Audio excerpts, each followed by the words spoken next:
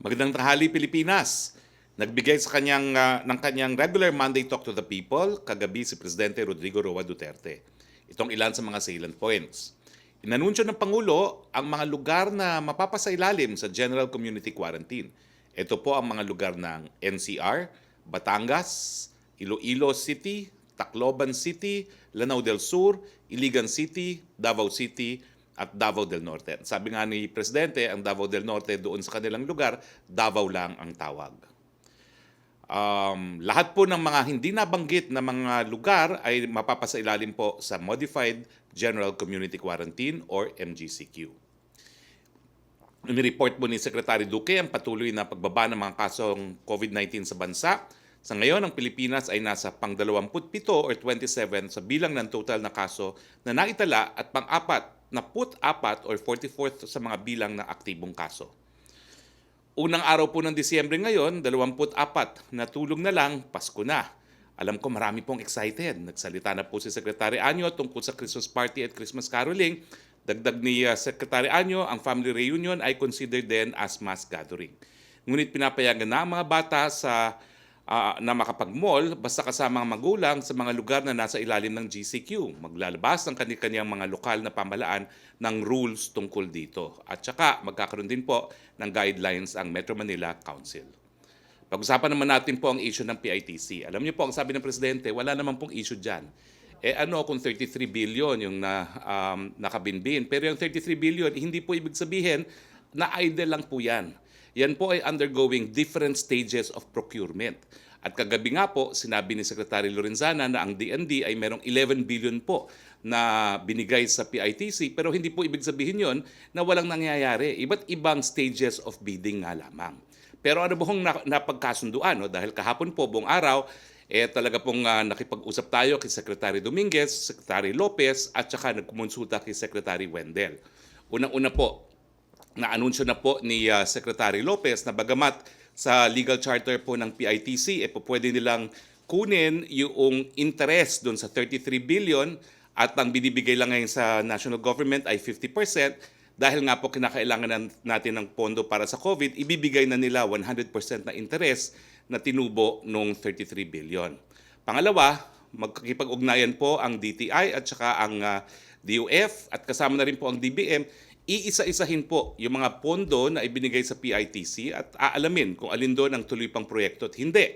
Yung mga hindi natuloy na proyekto, yan po yung ibabalik ng mga ahensya nagbigay ng pondo sa PTIC sa National Treasurer nang magamit po ng Presidente sa ibang pamamaraan. Pero ang Presidente naman po, sabi niya, tatanggapin niya ang rekomendasyon ng mga ahensya pero sisiguraduhin niya na talagang hindi natuloy ang proyekto kasi gaya nga po ng 11 billion ng DND, hindi po pwedeng maantala yan.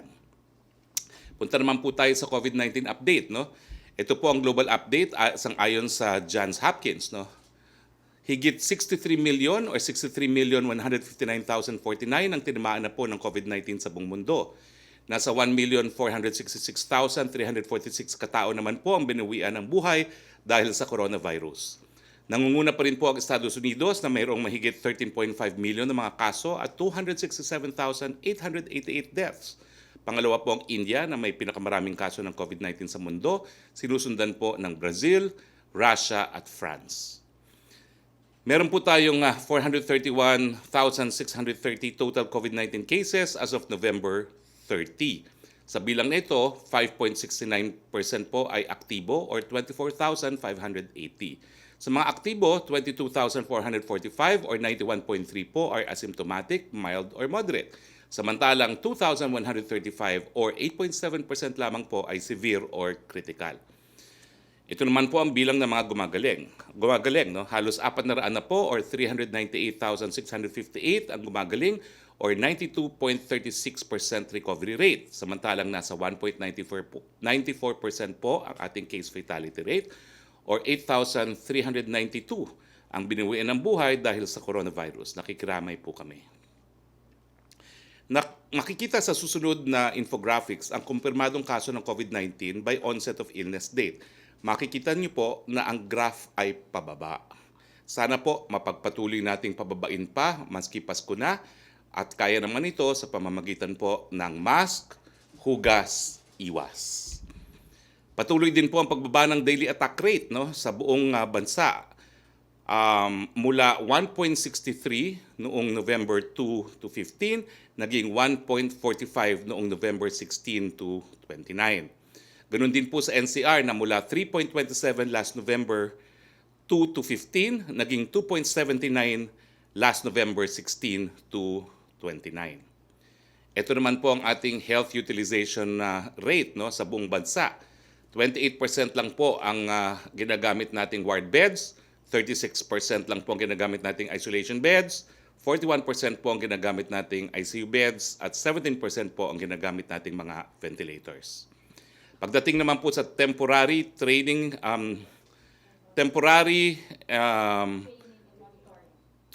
and monitoring facilities or TTMF utilization rate, mababa rin po, no? 28% lang po ang ginagamit natin nationally. Sa NCR, 18%. Sa Luzon, outside Metro Manila, 27%. Sa Visayas, 31%. At sa Mindanao ay 30%. Pagdating naman po sa isolation, makikita po natin na meron po tayong 11,459 TTMFs na ginagamit na isolation. Sa Luzon po, 2,384. Sa NCR, 79, 78.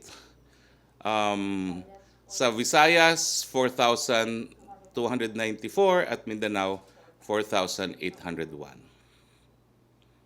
Healthcare capacity indicators po, meron na po tayong 184 PCR labs nationwide, no? Sa Luzon po, 127 ang labs natin, sa Visayas 29 at sa Mindanao ay 28. Ang suma total po na natest na nating mga kababayan natin ay 5,739,752. Ang positivity percent po ay nasa 9%. Ang 7-day daily average ay 32.211. Pagdating po sa treatment, no? Meron po tayong bed capacity na 21,947. Okay? Ang ward beds po natin ay 6,297. Dumami po yan ng 39 beds. Ang isolation beds ay 13,809. Dumami po yan ng 12 beds. Ang ICU beds, 1,841. Dumami po yan ng 35 beds. No? At ang mechanical ventilators ay 1,980. Nadagdagan po yan ng 19 units. Okay. Today rin po, December 1, the Philippines joins the rest of the world in observing World AIDS Day. Bilang isa po sa principal author ng House Bill 6617 na naging batas na Republic Act No. 11166 pagkatapos mapirmahan ni Presidente noong December 2018, masaya ako na finally meron po tayong konkretong hakbang na ginawa ang pamahalaan para maiwasan ang pagkalat ng HIV/AIDS sa Pilipinas. The passage of RA 11166 or an act strengthening the Philippine Comprehensive Policy on HIV and AIDS Prevention, Treatment, Care, and Support serves to strengthen the Universal Coverage Act, which I also authored in the lower house, given that universal health care covers preventive health services. As we commemorate World AIDS Day, we must not only help end the stigma of HIV/AIDS, but we must also work together to increase the capacity of our country for early warning, risk reduction, and management of national and global health risks such as HIV/AIDS. Sang-ayon po sa batas na ating sinusulong, meron pong pinapataw ng parusa doon sa magdidiscriminate laban sa mga biktima ng AIDS, doon sa magsasapubliko na estado na isang tao na merong AIDS, at meron din pong papataw na parusa kung ikaw ay merong AIDS at kinalat mo, na alam mong kinakalat mo, no, sa ibang tao. Dito po nagtatapos ang ating presentation, no? Pero bago po tayo magpunta sa ating open forum with the Malacañang Press Corps, kasama na naman po natin ang aking paboritong PGH Professor Emeritus, Dr. Lulu Bravo. Ma'am, congratulations. I understand since our last interview with you, you have been included in the panel of experts on vaccines na nag-aaral po ng safety and efficacy ng mga bakunang gagamitin laban sa COVID-19. 4 na po ang sinabi ni Secretary Galvez na gagamitin natin, ang Sinovac, AstraZeneca, Pfizer, at Gamalaya. Ang unang tanong ko po is, as far as the expert panel is concerned? Bakit po ito yung 4? At pangalawa po, paano ba ho nagkakaiba itong mga bakunang ito? No? At siyempre po, nasa isipan ng marami, dahil alam nyo naman, ang Pilipinas, maraming may colonial mentality pa. Safe ba ho itong Sinovac? What makes it very safe compared doon sa mga ginawa mismo ng mga Western nations? The floor is yours, Dr. Lulu Bravo. Hi, good afternoon, Secretary Roque, and good afternoon to all our people there, among press conference nga ngayon. Actually, ang vaccine development ay ongoing yan, and definitely, hindi isang tao, hindi dalawa o 4 lang ang kailangan nating konsultahin when it comes to vaccine. As I said last October 26, when we were talking about a complete independent national technical immunization technical advisory group ang kailangan natin, because there are many kinds of vaccine development ongoing, such that we need to really see ano ang pinaka-appropriate sa ating mga tao, sa ating mga Pilipino. Hindi madaling desisyonan yan, and that's the reason why we need a group of experts. And I have been doing vaccine development trials for the last 35 years. I really want to share this screen, maybe, if I can have the share of this, okay? Just to give you a few minutes, what do we want to see when we are doing this vaccine development? Truth to tell, what we need now is not to discuss what vaccine development is all about, but more so to actually address vaccine hesitancy. Because a lot of Filipinos, and I can see that from social media, can you see my slide now? Hello? Can you see my slide? Yes, ma'am. We can see your slide, at least from my screen. No? Hindi ko alam. Ayan, nakikita na po. Nakikita na. Okay, I'll just make sure that with this important aspect, I just have 2 or 3 slides here. What we need is an ideal vaccine. People want an ideal vaccine, diba? And it should be safe even in immunocompromised people. Maski na yung may mga sakit na, let's say, may HIV, for example, dapat safe din sana. Dapat lahat ng bibigay nating sa vaccine ay safe and highly effective at nakaka-induce ng immunity for at least a long period of time, hindi lang for 2 months or 3 months. Dapat makikita natin na at least naman 1 year sana yung magiging immunity protection natin, diba? Matagal-tagal. And then, secondarily, dapat available naman yan at affordable yung cost. And maybe madaling ibigay. Kaya nga yung oral mas madali kung minsan, di ba? At saka stable yung ating thermometer, yung ating refrigeration. Kasi ang hirap magbigay ng mga bakuna na kailangan mo na mahabang, di ba? Yung mga refrigeration na deep freeze, naku, masyadong mahal na yon. And of course, kung pwede talaga, makikita natin yung long immunity. Ngayon, walang 100% na safe na vaccine, as we all know. Kailangan talaga, titingnan mo, ano ba talaga yung pinaka-masidhing side effect, at kung talagang masidhi yan at makakagawa ng harm, hindi natin gagamitin yan, diba? And of course, wala rin naman bakuna na 100% effective.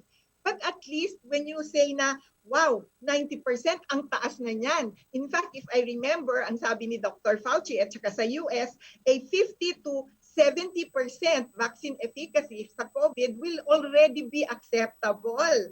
Diba? Ngayon, nakakakita tayo, 90%. Ang taas nun, maganda yon. But of course, yung safety pa rin, titingnan mo. And then, we should remind everyone ano yung values nila. Kasi alam mo, nakikita natin sa mga social media, parang takot na takot ang mga tao doon sa bakuna dahil hindi nila naintindihan pa ano ba ang risk. Kung ikaw ay kukuha ng bakuna, merong risk Malakas ba yung risk na yon? So we have to explain to our people na pag yan ay inaprubahan ng FDA, right? We have experts sa FDA. We have a vaccine expert panel na tumitingin sa paggagawa ng pananaliksik dyan. And definitely, pag lumabas na yan commercially, na aprubahan ng mga FDA ng kani-kanilang country, dumaan yan sa mahabang pananaliksik at mahabang investigasyon. Sinusuri talaga yan, detalyado. And dito sa atin, yung aming mga vaccine trial, ginagawang inspection yan. Ini-inspect din yan ng FDA ng US at saka ng Europa, yung mga flu trial, yung mga polio trial, ginagawa yan. So it is important that we assure our people na pag ang bakuna ay lumabas na at naaprubahan ng ating FDA, meron na talaga yang certain safety mechanism in place. So the benefits that you will get from that vaccine will far outweigh the risk. It would be a small risk. Sabi ko nga, walang bakuna na 100% safe. So may ma-risk na makikita ka. Pero yung risk ngayon is tolerable. Pwede nating ma-manage yung ganong risk. And if you know what the risks are, alam mo rin kung paano i-address yung risk ngayon. So definitely, ito ang sinasabi natin. We need everybody's help to spread the correct information and champion vaccination because it is the most cost-effective way to prevent illness. Ang daming namatay na sa COVID, ang daming may sakit sa COVID. Kailangan tayong makagawa ng paraan para maibigay ang bakuna sa ating mga mamamayan. And here we need a collaboration of everyone. Ito, Secretary Roque, ito ang alam kong kayang-kayang gawin ng ating pamahalaan. Restore public trust, confidence, and acceptance on vaccine, the healthcare workers, and the institutions. At ito ang gusto ko talagang sabihin sa ating media. I-communicate nyo ang value ng bakuna and the consequences of non-vaccination. Kasi yun ang kinakatakutan natin na maraming mamamatay pag hindi na bakunahan, di ba? At yung benepisyo na makukuha sa bakuna, yun ang dapat i-heighten natin, dapat nating palakasin yung understanding natin sa safety and efficacy of vaccine. And last but not least, increase the appreciation for our scientists. Alam mo, yun ang nawala noong ating nakaraang 2 taon. Nawala ang trust ng mga tao sa ating mga scientists, sa ating mga doktor. Pero hopefully, unti-unti maibalik natin yan upang makuha natin ulit ang trust ng ating bayan sapagkat alam ko na marami pa rin ang duda. Pero sana, pagka na lumabas na ang tunay na kahalagahan ng pagbabakuna at ng vaccine, sana naman mawala yung tinatawag nating agam-agam. So yun lang, Secretary. Yun ang gustong-gusto kong sabihin sa ating mga press at media and everyone else. Thank you very much for this opportunity to talk with you again. Thank you, Dr. Lulu Bravo, and I hope you can join us for our open forum dahil I'm sure our colleagues in the Malacañang Press Corps would have questions. No? Punta na po tayo sa ating open forum. Yusek Roque.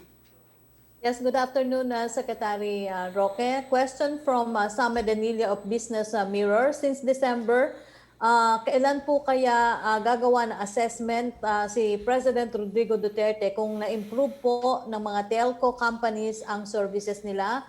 Thus, the President still intend to take over the operations if they fail the said assessment? Well, tinatawagan po natin kanina si NTC Commissioner Cordoba. So nananawagan po ako sa kanya kung nanonood po siya. Kinakailangan po natin ng kasagutan dito dahil NTC ang regulatory agency ng ating mga telcos para malaman natin kung nagkaroon na nga ng improvement. Pero sa aking experience po, ang aking cellphone, imposible pa rin. Hindi po talaga makakontak sa cellphone. No? Ang ginagamit ko ngayon, Viber or WhatsApp, yung voice over internet protocols. So sa tingin ko po, wala pa rin malaking improvement. Para nga pong wala pang improvement. Kaya nga po, importante, Commissioner Cordoba, kung nanonood ka, please get in touch with my office dahil may karapatan naman po talaga ang taong bayang malaman. If despite yung assistance ng Presidente at sinunod na pinagbigyan na ni Presidente at sinabi ng telecoms ng problema, mga lokal na pamahalaan, hindi nag-i-issue ng mga permits, kaya kulang sila ng towers, ginawa na po ni Presidente. Binalaan na niya mga lokal na pamahalaan, huwag kayong maging balakid. No?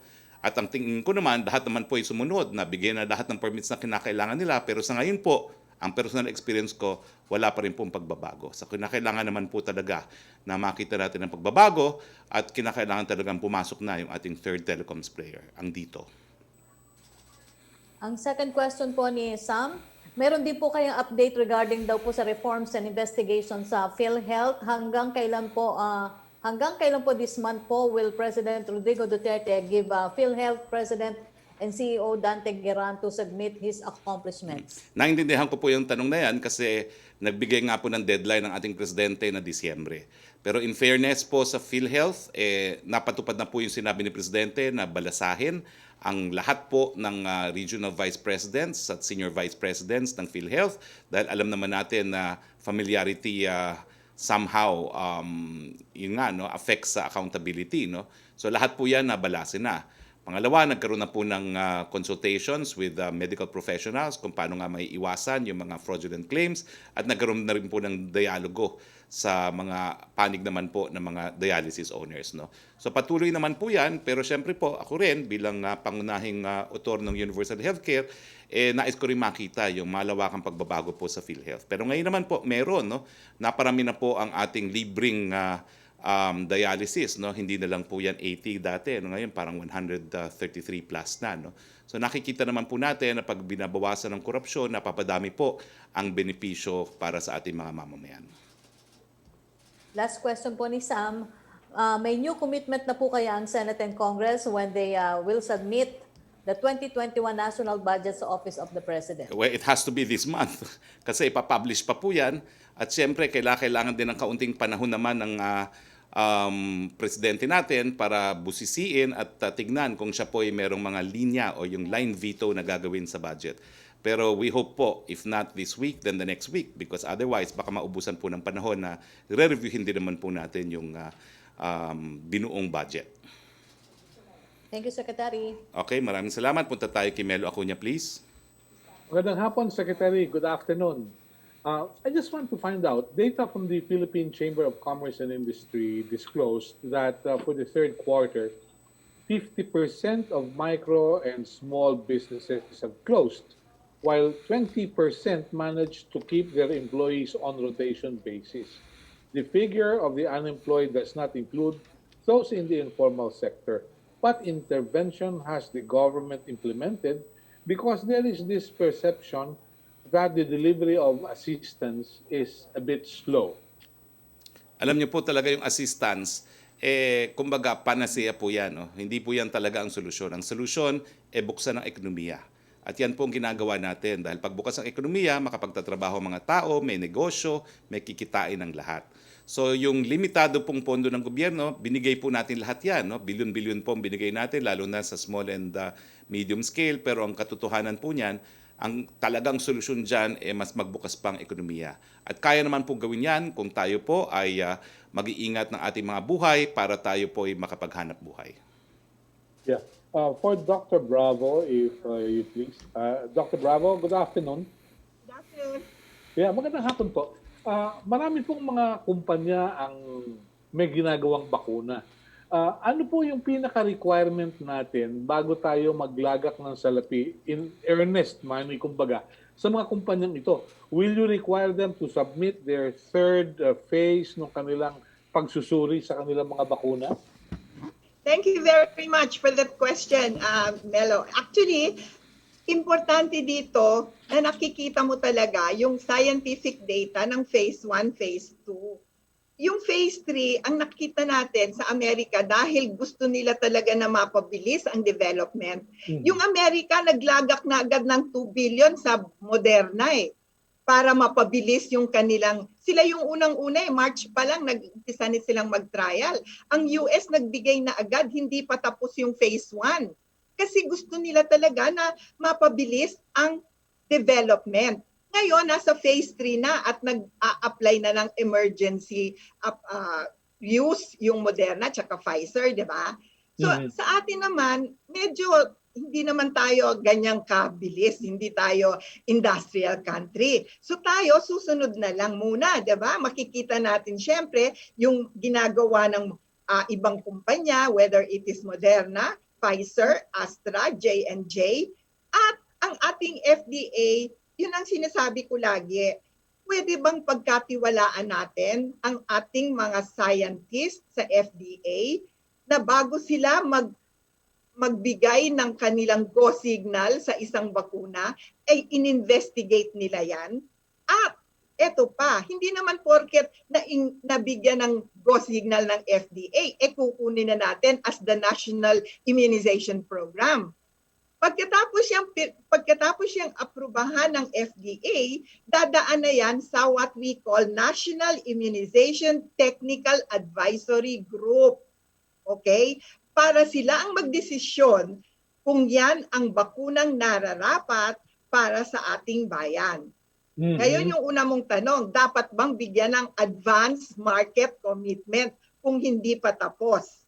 Okay? Nakasalala yan sa ganda nung phase 1, phase 2, sa mga advice na makukuha mo sa eksperto, sapagkat sa ngayon, nag-uunahan ang mga bansa na makakuha ng unang lalabas na bakuna dahil sa danger at dahil sa dami ng namamatay at nagkakasakit, nag-uunahan. So hindi natin alam, pag nahuli ka sa pagbibigay ng iyong advance market commitment, posible kang mahuli. At ako naman naniniwala doon dahil nakita ko na rin yan sa buong mundo. Talagang even WHO is trying to give an equity. Sabi nga niya, sige, 10% lang muna sa bawat country pag may nakita silang bakuna. Ibig sabihin yan, talagang dapat vigilant ka. Dapat advance ka talaga kasi kung hindi, kawawa ka naman pag ikaw na lang yung natitirang walang bakuna, lahat sila nakakuha na, diba? Yun lang. Kumustahin ko na po yung status kaya nung Russian vaccines at nung Chinese vaccines? Ano pong impormasyon ninyo? Okay. Lahat yan dumadaan sa phase 1, phase 2, phase 3, di ba? Alam na natin yan. Madalas kong i-lecture yan. Ang Gamaleya at Sinovac nakapag-produce na ng phase 1 at phase 2 nila. Okay?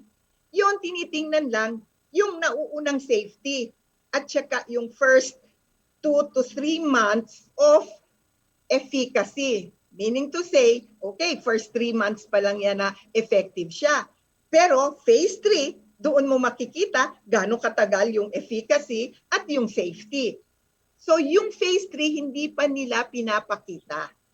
Yun ang hindi natin ngayon masasabi, okay, gusto mo na ba yan? Pero sa phase 1, phase 2, mukhang maganda. Pero sabi ko nga, hindi madaling desisyonan yan kung hindi mo talaga nakikita yung full scientific data. Doon tayo magtitiwala sa mga eksperto na tumingin ng phase 3 data. Pero sa phase 3, naka-advance talaga, masasabi natin, ang Pfizer, ang Moderna, okay, ang Astra, at J&J. Okay. As far as we know, yun ang nakapag-produce ng phase 3 data na nakakapagbigay nitong efficacy na to. Yung sa Gamalaya, nandun pa lang sila sa phase 2 to 3. Kasi alam mo, kaya napabilis ang pag-vaccine development. Hindi kagaya noon na tatapusin mo muna yung phase 1, mga 2 taon, tapos phase 2, gagawan mo na naman ng another 2 years, tapos saka ka palang gagawa ng phase 3. Ang ginawa dito sa COVID, pinagsasabay yung phase 1 after 2 months, pasok agad ang phase 2, okay? Tapos yung phase 2, hindi pa tumatagal ng 6 months, lalagay na agad nila yung phase 3. Ibig sabihin, parang nagsasimultaneous para mapabilis at makita kung gaano ang efficacy at least at safety. Kasi yung safety, usually first 6 months, alam mo na agad kung merong masamang mangyayari. And then yung efficacy, at least, kung makapag-protect ka ng at least 6 months, biro mo ang daming namamatay in 6 months lang, kung makapagbigay ka ng bakuna na makakapagligtas ng buhay ng 6 months, o di ang dami na nung napaligtas, yun ang sinasabi natin kung bakit napapabilis ang vaccine development. Plus, be sure, kailangan maliwanagan din natin na yung coronavirus 2, meron na yung previous vaccine development sa coronavirus 1. So hindi yan porket sinabi mo ngayon lang lumabas, talagang napakabilis na, hindi. meron ng ginawang development doon pa lang sa 2003. Yung tinatawag na mRNA na ginawa ng Pfizer at Moderna, 10 taon nang pinag-aaralan yung genetic type of vaccine. So ginagawa na rin yan sa iba. Kaya lang ngayon talagang parang napakabilis dahil kailangang pabilisan. Okay. So wag tayong Oo. magsabi na, ay naku, napabilis yan, masama yung bakuna yan. Hindi po. Sapagkat nakikita na natin yan. Mabilis talaga dahil meron ng mga previous na mga bakuna na ginagawa. 230 years na po ang vaccine development sa buong mundo. Nauna pa ang bakuna kesa sa mga gamot. Ma'am, Kaya oo. sana naman, pagkatiwalaan natin yan. Ma'am, Salamat po. pasensya na po at marami pa pong magtatanong, no? So thank you very much, Melo, no? But nagte-text na sa akin yung mga kasama natin. Gusto na nilang magtanong. Sorry po. Trish Tirado, please. Good afternoon, Secretary. Sir, Yes, first please. question, tungkol po dun sa sinabi ni Secretary Anyo kagabi that there will be strict observance of protocols during the holidays. First question on this, sir. If this is the case, what's the reason or rationale behind po doon sa further easing of age restrictions when we are worried about a possible post-holiday surge? What's the science that was considered behind this? Hindi po ba potential carriers, as what has been mentioned before, ang mga bata? Well, alam niyo po, lahat naman talaga kinukonsidera. No? Alam natin na habang wala pang bakuna, patuloy pa rin ang problema natin. Pero gaya po ng tinanong nga ni Melo Acuña kanina, talagang tayo na po ang pinaka-apektado pagdating po sa hanap buhay sa buong rehiyon. No? At tayo kasi yung pinaka-mabagal magbukas din. Ito naman po ay subject pa rin sa guidelines na bubuuin ng Metro Manila Council at ng mga iba't ibang lokal na pamahalaan. So pangangalagaan din natin na hindi magiging super spreaders nga ang mga bata, kaya nga po ang isang basic requirement, dapat kasama nila ang kanilang mga magulang. Pero talaga pong napakadami ng walang trabaho dahil dito sa pandemyang ito. Ang kinakailangan po natin habang hinaantay natin ng bakuna, we need to live with the virus at kaya po natin yan kung pangangalagaan natin mga buhay para tayo po ay makapaghanap buhay. Kumbaga, sir, it's a way of reviving the children's industry, yung mga apektadong Hindi naman po industriya. industry, but it's really to invite families, no, to visit the malls again. Dahil ngayon po talaga, miski tayo nagluwag na, maluluwag po talaga mga malls. No? Talagang hindi po lumalabas pa rin ng ating mga kababayan. No? And it has gotten to the point nga na alam nyo naman na we're now worse off. No? Lahat naman ng buong mundo, kinatatakutan ang virus, pero tayo talaga yung naging super restrictive, no, pagdating sa movement. Kaya po, binubuksan na po. At ito po yung nanggaling mismo kay Secretary Anyo kagabi po. No? So, kaya naman po, kaya tayo magkaroon ng hanap buhay, pag-ingatan lang ang mga buhay. Sir, second, clarification lang po dun sa Christmas parties. Tama po, prohibited po, no? And even mass gatherings. But how are we going to reconcile this, sir, with the provision under GCQ that mass gatherings are allowed up to a certain capacity? Will this be suspended in light of the holidays? And is it really realistic, sir, to prohibit mass gatherings? Well, unang-una po, no, this is number one, kapag indoors po, limited pa rin tayo to 10, no? Pero pagdating po dun sa mga commercial establishments, dahil meron na tayong established na mga guidelines, we can go up to as much as 50% of the capacity. No? So sa akin, wala naman pong inconsistency ron. We just have to balance kabuhayan with yung pag-iingat laban sa COVID-19. Sir, just to set the record straight, banned po or prohibited ang Christmas parties? Well, ang Christmas parties po na malawakan, prohibited po yan. No? Yung mga pagdidiwang, sana nga po, maliliit na pamilya lamang. Tapos ngayon po, ang suhestyon ng ilan, yung mga restaurants, magsimula na rin ng outdoor tables. No? Kasi mas safe po talaga kapag outdoors. No? So parang feeling Paris. I think I agree with that suggestion.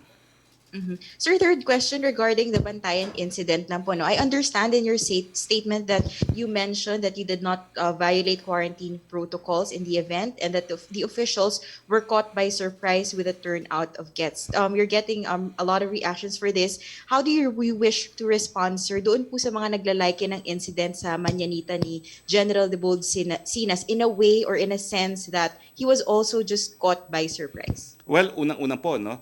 4 na events po yan sa Bantayan. The opening of the airport, Pagkatapos yung Santa Fe, umikot po kami. Ano ba tawag doon?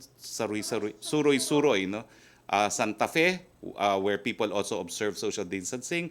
Tapos ito pong Madridejos. Ang tingin ko nangyari sa Madridejos, unang-una, dyan lang po kami pinagsalita ni Governor Gwen. So I think people were excited, no? Overtly excited. No? At pangalawa, medyo umambon po no. Although, ang hindi po na underscore is sa beach po ito nangyari. At pangatlo, yun nga po, no? Pinaalalahanan ko po ang crowd. Pinagalitan ko sila kasi sabi ko, kinakailangan, abutan ninyo ang bakuna, yan ang kagustuhan ni Presidente, anong gagawin? Binigay ko yung mic. Okay, mask, hugas, iwas. So sabi ko, kayo, hindi kayo sumusunod sa iwas. But in any case, alam nyo, kinasasama ng loob ko po. Naku, ako pong pinuruhan. Pinuruhan ako ng hindi ko alam, hindi naman CNN because CNN's reporting was fair because you actually had a reporter there. Okay? So, Sabado, walang incident yan doon sa CNN report, no? And I commend you for that. Lumabas po ang adverse coverage nung Monday na, no? And the Inquirer asked for my statement on a Sunday na, and the incident happened on Friday. Kasi sasama ko ng loob, bakit ako pinupuruhan palagi ng Inquirer at ng ABS-CBN? Bakit nung nakikita nyo sa screen, si VP Lenny, nakipag-handshake pa? O hindi ba violation ito ng restriction on social distancing? Ang tanong ko naman sa mga media, na mga kasama natin, patas sana. Ako, on record ako, sinabi ko sa kanila, hindi kayo sumusunod sa pag-iiwas. Okay? At ang ginawa ko na nga lang, sinabi ko dun sa mayor, let's end this program. No? And true enough, in less than an hour naman, natapos yung program. No? Pero bakit ako nga purong-puro? Pero si VP Lenny, ayan, bakit ni isang mention in any of the mainstream media, wala? Walang Inquirer, walang ABS-CBN.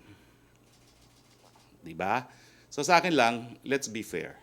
There's going to be an investigation, well and good, para makita na pinaalalahanan ko pa yung mga tao na mag-iwas. Siguro po, ang hindi ko lang na-realize is, I've come to a point na talagang mga tao lalabas para makita ko. So ngayon siguro po, hindi na ako lalabas kapag may mga crowd, no? As much as possible, no? Pero malayo kasi sa isip ko yun. Hanggang ngayon, hindi ko matanggap yun. Kaya nga, tuwan-tuwa yung mga vloggers ng Dilawan, no? Pero anyway, yun lang po. Let's be fair. Sir, while we do not know the circumstances surrounding yung sa events ni Vice President Lenny, I think the main consideration is that there was indeed a mass gathering with protocols violated. But sir, in another topic, sir, naalala ko lang, sir, kasi last time when you had Congressman Suarez as your guest, he called you as Senator Roque. Then he took it back, sabi niya sa 2022 pa raw pala. So the question is, will you be running for Senator in 2022, Senator, Secretary? After what I've seen with the kind of media reporting and the kind of trolls that the opposition has, I'm looking forward to retirement from government service. Alam niyo po, buong buhay ko, I've always been a private person. I only became a government employee when I became a congressman in 2016, and I'm happy to say that actually I have been there and done that, and I look forward to having my privacy again come 2022. All right. Thank you, Secretary. Yusek Roque, please. Okay, Secretary Roque, tanong mula kay Laila Salaveria ng Inquirer. Pa-clarify daw po what exactly is the President accusing the so-called legal fronts of doing since being affiliated with the Communist Party is not by itself a crime. What crimes did these legal fronts commit, if any? Well, it may not be a crime, but they have consistently been lying. Kasi nga sinasabi nila yung mga legal fronts nila have nothing to do with the CPP. Ako naman, hello, since the time of Cory, na-decriminalize na nga yung pagiging member ng CPP. Come out with it and admit, oo, member kami ng Communist Party of the Philippines. But the crime is the New People's Army because that is the crime of rebellion, taking up of arms against the government, killing civilians and soldiers. So, ang hirap kasi sa kanila, hindi mo naman kasi mahihiwalay talaga yung CPP sa NPA. Kaya nga ang mga statements nila always signed CPP-NPA. So, yun po yung illegal doon. The fact is, kung ikaw ay member ng CPP, pwede ka maging legal but you have to renounce the use of arms. Eh magagaling naman sila sa parliamentary politics, na i-elect naman sila, pinakamarami sila sa party list groups.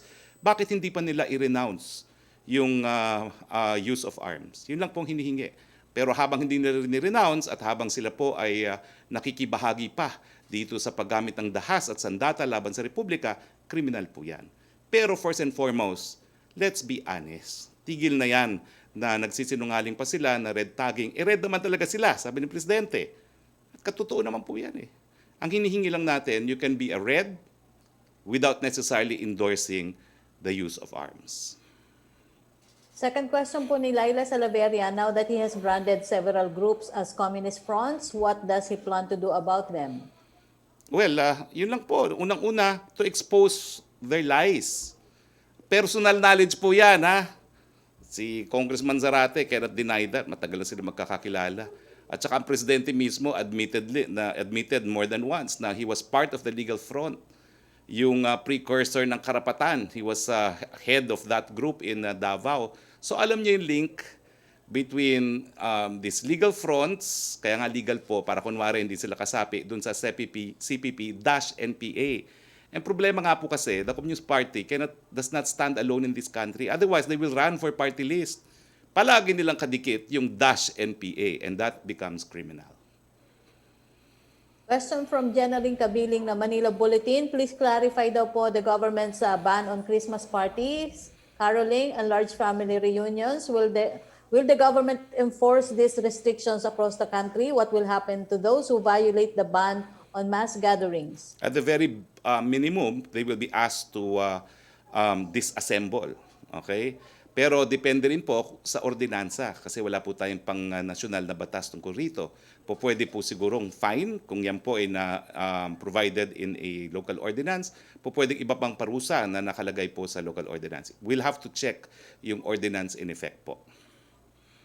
Second question po niya, now that the President openly daw po tag military party list groups as legal fronts of CPP-NPA, what will happen next? Please elaborate daw po on their alleged involvement in the grand conspiracy to bring down the government. Will sedition charges be filed against them? Hindi nga po pwedeng sedition, na decriminalize na po yan during the time ni Presidente Cory. And I agree na mere membership alone should not be criminal.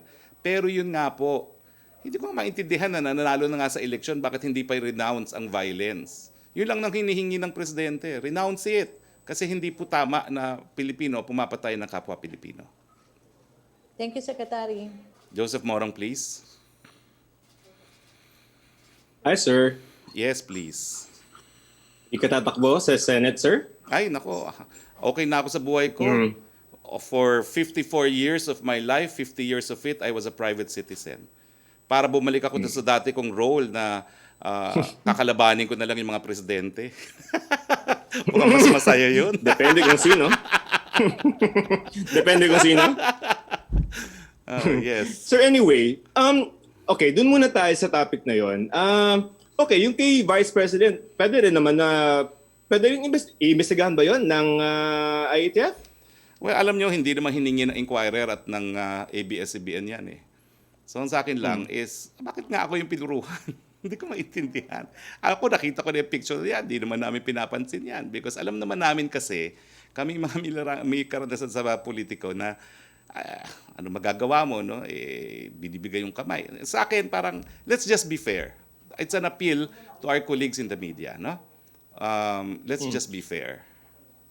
Sir, comment, sabi ni SOH kahapon, ni Health Secretary Francisco Duque III, na for the Christmas holidays, he would rather that the public defer, no, yung travel plans nila. Your comment first. Well, ang sa akin po, marami na pong nabubukas talaga ng mga tourist spots sa Pilipinas. At syempre po, hinahayaan natin magbukas yan dahil kinakailangan din ng ekonomiya. So I think we really have to balance it, no?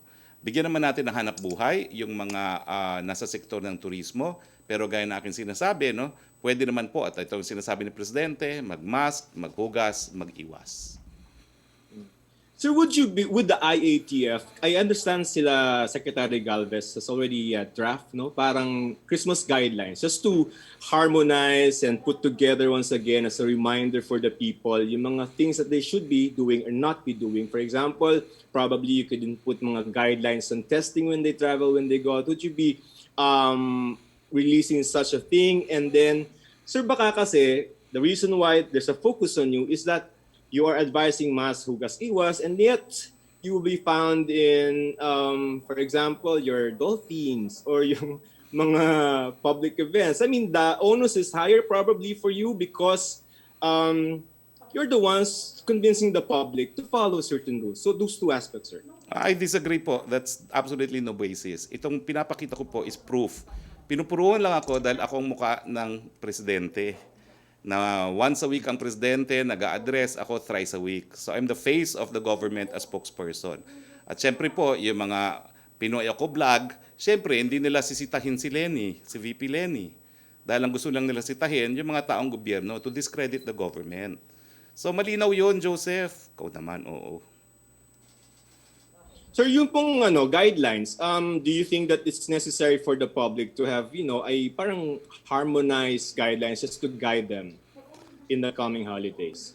Meron naman po tayong omnibus guidelines, no? So siguro po we will come up with dissemination materials in time for Christmas para mas madali matandaan at maalala ng ating mga kababayan.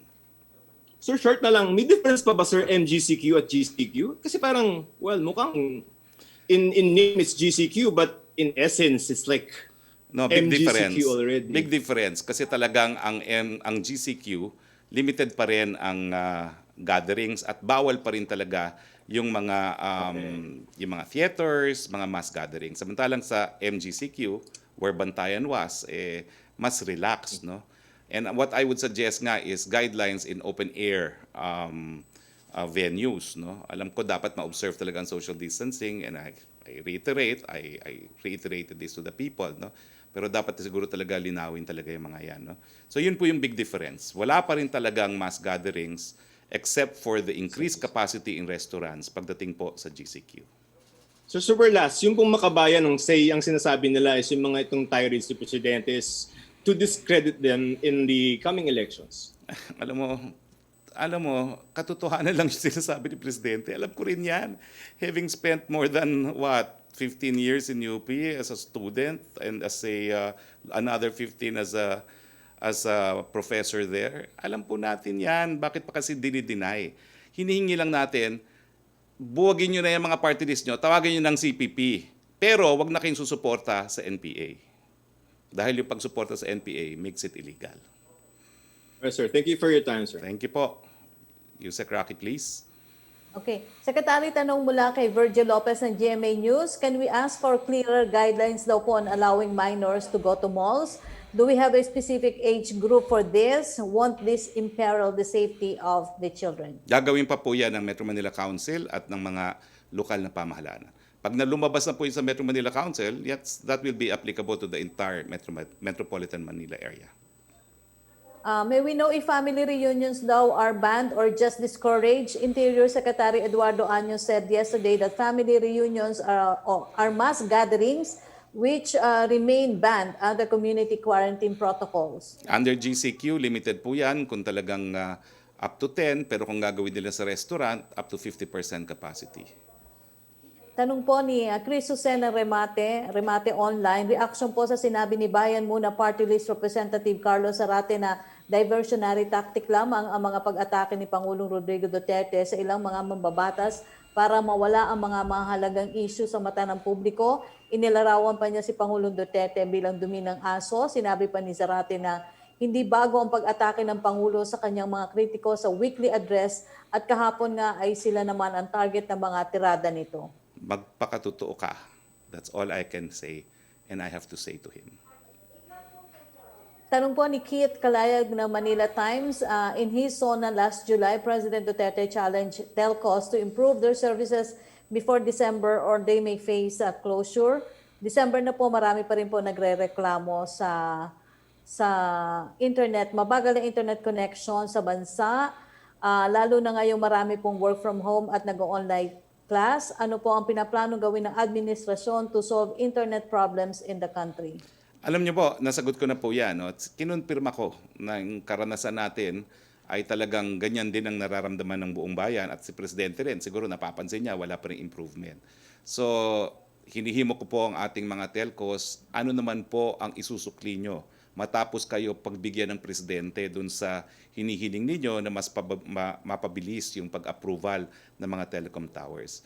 Tingin ko naman, siguro na dahil nakuha na nila yung mga approval, it's a matter of installing the telecoms towers. Pero I would like to invite both companies no to submit to us yung mga bagong towers na itayo na nila, and I really want them to commit kung kailan sila magkakaroon ng mas mabuting serbisyo. Thank you, Secretary. Thank you. Pierre Nada, please. Hello, sir. Yes, go ahead. Yes, sir. Sir, first dun po sa the IATF resolution on Stay Safe. Sir, can we just get the confirmation? Has Stay Safe developer Multisys entered into a MOA with the DOH? Yes. Formalizing data? Yes, Okay, yes, sir, that's can in we know place. what date the Ha? MOA was signed? Naku, hindi ko na maalala, but that settled the issue of privacy kasi because they assigned all the data to the DOH. Oo, if I'm not mistaken, no, that was that MOA that enabled DOH to be satisfied no, as far as data privacy is concerned. Now, yung specific guidelines, yan po ay, according to the ICT, binubuo pa nila. No? Pero yung agreement is in place, kaya nga po walang objection as far as data privacy is concerned. Okay. But sir, if you can follow up on the date, we would really appreciate the actual date of the MOA signing. DOH. I'll verify with DOH, no? But thank you for that question. Let's look for that sign MOA. Basta ang alam ko, the last time we launched it, it could not have been launched without an agreement with the DOH that they will have ownership of all the data to be gathered by Stay Safe. Because I Alright. was there at the launch. Oo. Okay. Sir, second question. With the relaxing of the rules, is it safe to say that in GCQ areas, people can now go out for leisure purposes as long as they follow minimum health standards? Ganun na po ba yun? Well, pwede po sila mag-malling, pwede po silang, ang mga parks I think are, hindi ko alam kung bukas ng Rizal Park. Hindi pa ata bukas ang mga parks, no? Pero at least sa restaurants at sa mga malls, no? And then there's significant increase na in the number of people that can attend religious services indoors. Pero hindi pa po talaga balik kasi yung mga sinehan sarado pa, yung mga kids industry sarado pa, wala pa rin tayong mga provincial buses except for limited ones. So, tight pa rin po ang restriction somehow. All right. And then, sir, last question. Sir, last night dun sa outburst ni Presidente, sir, why doesn't the President wait for the courts to decide whether or not these progressive groups or terror groups are guilty of any crime before red tagging them? Kasi, sir, what does it say about how the government respects, for example, their right to be presumed innocent before guilt is proven, and also, sir, due process? Alam mo, number one, lilinawin ko, being a communist is not criminal. Merong personal na knowledge si Presidente na si Zarate, ang mga party list group na kaalyado ng Bayan Muna, ay talaga mga komunista. Ulitin ko po, ang problema lang dyan, yung CPP-NPA. So there's no need for the President to wait for a court judgment kasi yung mere membership sa CPP, hindi naman po yan makakarating sa hukuman. It's the fact that there is really a tie that binds sa CPP with the NPA. So, hindi po yan red tagging. It's a statement of fact dahil may personal experience po si Presidente, lalong-lalo na si Congressman Zarate. In that case, sir, if hindi naman problema yung being part of the CPP, then why is the President so angry? And if then you say that the issue at hand is membership in the NPA, di ba, yung renouncing armed struggle, then why doesn't the government first prove that they actually are involved in armed struggle before railing about them and parang labeling them as parang conspirators, co-conspirators of the NPA? Nakakabuisit kasi nga nagsisinungaling pa na hindi sila mga komunista. Komunista sila talaga, hello. Kaya nga naiinis yung Presidente. Now, as to whether or not we need to prove that NPA is engaged in an armed struggle, again, hello. Sino ba naman ang kailangan pa ng pureba na the NPA is engaged in armed struggle? No? No, sir, that Pero, these people are engaged in armed struggle. well, Kasi, kaya sir, nga, these groups have actually renounced armed struggle kaya in nga the po Senate. ang hinihingi ni Presidente, ni SND, i-renounce lang nila yung armed struggle. Walang problema. Sir, Okay? yun nga, nag-renounce na po sila sa Senate hearings. For example, si Teddy Casino was saying that Bayan is not engaged in armed struggle or violent overthrow of the government. I mean, is this not enough They should to say quell that the the NPA fears of the should president? not engage in armed struggle. Okay? Okay. Thank you very much, Pia. Back to you, Sec. Rocky. Yes, question from Joey Gilas ng PTV. After the President's announcement po of NCR being under GCQ until daw po the end of the year, can we at least expect greater relaxations of restrictions in various business sectors to further boost economic activity? And which economic sectors may expect more relaxations under the end of the year? Halos lahat naman po ng industriya ay binuksan na. Ang hindi lang inaalaw sa GCQ nga po, yung mga sinihan, yung mga kid industries, yung mga maramihang pagtitipo ng tao. Pero halos lahat po ng industriya binuksan na. If not 100%, then 50%. From Kit Kalayag of Manila Times, ipapasara po ba ng Pangulo yung mga telcos na hindi po nagpo-provide ng reliable internet service sa publiko? Hayaan nyo po, binibigyan lang natin ng pagkakataon na magpakitang gila sa mga telecoms dahil pinagbigyan naman ng presidente ang kahilingan nila. Natatandaan ko po yung pagmi-meeting na yan, dumating yung presidente ng Globe, pero ang hinihingi niya, dapat mapabilis yung pagtatayo nila ng tore, pinagbigyan po ng presidente. Pero if you ask me po, yun na nga, ano naman ang kapalit niyan? Baka naman hindi tore talaga ang problema dahil hanggang ngayon po, parang hindi nag-improve. From MJ Blanca Flor of Daily Tribune, how will the palace po respond to the fresh reminder of the CHR that red tagging endangers lives and that there must be a delineation between those who think differently against government and those who have taken up arms against government? Alam mo, that's naivete at its best, no? Alam po ng presidente na kung sino yung mga taong yan, no? Alam na po ng presidente na hindi po red tagging yan. Red talaga sila. Siguro it's for CHR to do its own research. Pahabol po ni Trish Terada, si Sir Popoy de Vera daw po was quoted saying the IATF already approved limited face-to-face classes and it's now allowed in low-risk areas. Is this confirmed, Secretary Roque? Hindi po. Nag-aantay pa po tayo ng instruction sa presidente. Bagamat meron pong paghahanda ang ginagawa ng DepEd, hindi pa po allowed yan dahil hindi pa pumayagan ang presidente. Lininaw nga po ni Secretary Briones na yung programa ni VP na merong face-to-face, wala po yung approval ng DepEd at yan po ay pinagbabawal pa. Opo. Question Ito from, po yung IATF Resolution 45 for the benefit of PIA. IATF Resolution number 45 dated June 10, 2020.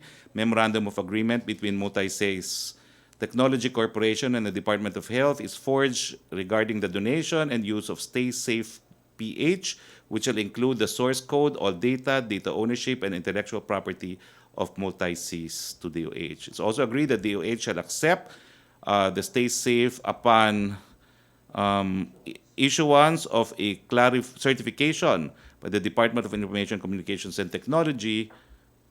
Ay naku, hindi ko na mabasa. That the donation is technically feasible and secure, systems are compatible, and arrangement is compliant with data privacy laws. Opo. Question from Rafi Ayeng of Daily Tribune.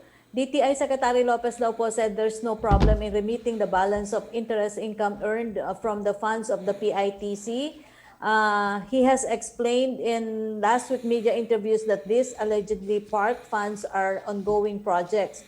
If so, what will happen to those projects? Mahihinto na po ba ang implementation nito since dumaan na ito sa bidding process and deemed ongoing na siya? Hindi po, lininaw nga po. Kagabi, hindi na lang pinakita, pero ang sabi ng presidente, tama na isa-isahin kung ano yung itutuloy at hindi itutuloy. Pero yung mga pinapatupad na at different stages of procurement, hindi po yan makakansila. Kasama na po dyan yung 11 billion plus na pera na nanggaling po sa DND for the AFP modernization. Okay, thank you, Secretary Roque. Okay, wala na tayong katanungan. So anyway, dahil wala na pong katanungan, nagpapasalamat po kami kay Dr. Lulu Bravo. Ma'am, thank you very much. I hope you can join us again in the future. And I agree na kinakailangan talaga na magkaisa, lalong-lalo na ang media at lahat ng disseminators na hindi naman po papayagan ang mga bakuna kung hindi po ito safe at hindi po epektibo. And we hope you can join us again. At of course, I'd like to thank also the men and women of the Malacañang Press Corps as well as ASEC Roque.